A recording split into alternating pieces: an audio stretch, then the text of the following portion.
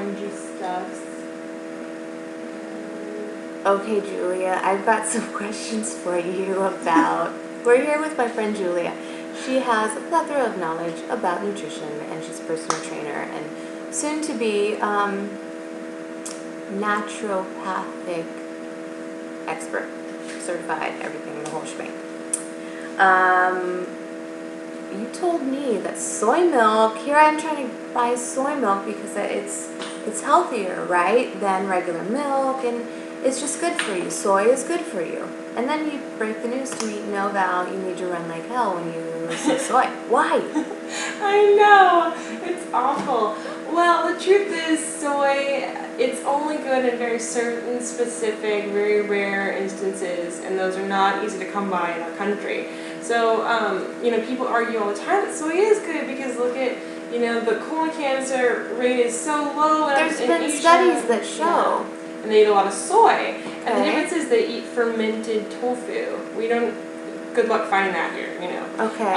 And fermented, that's just the process in which they're cooked, or? Yeah, it's a different process.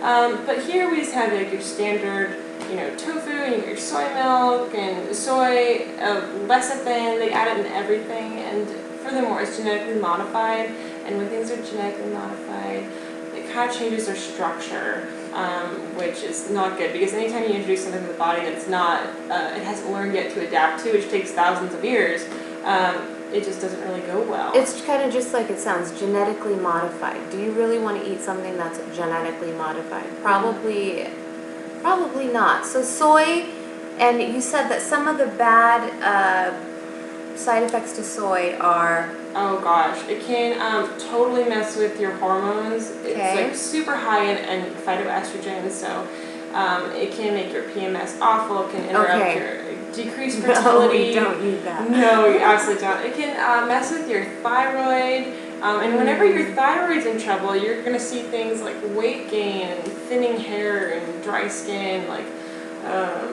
mood, sleep problems. Like soy can lead to so many things, and it's unfortunately it is in everything. So you have to start being, label readers and, really be aware of what you're eating.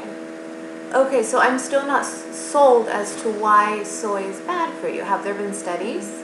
Oh yes, there's definitely been studies on all the things that soy has done. I mean, really, it's a lot of our knowledge, or at least our belief on soy being good for us, came from the 90s. And the 90s was a pretty horrific generation for nutrition. It also perpetuated other myths like fat will make you fat. It's not true. Diet is better. It's not true. Sugar is a better alternative to fat. It's not true. We got to explore that more. There's so many awful things. So basically, soy, the idea of soy being good for you was perpetuated by the government in the 1990s, and it's kind of carried into, and you said because it's produced cheaply? Oh yeah, it's super cheap. Monsanto owns the soybean now, so it's just, they're trying to just push it out there. I knew that. And it's of course it does. Of course, and it's true what you said. Like anytime there's a big health fad, like agave syrup or soy or dairy, and it's being pushed on you as a public service by the government, chances are it's just because it's cheap and they can make a profit, not because it's actually good for you. You mean they're not doing it out of the goodness of their heart? No, I can't even believe it. Okay. Well, thanks for opening our eyes, Julia. You're welcome.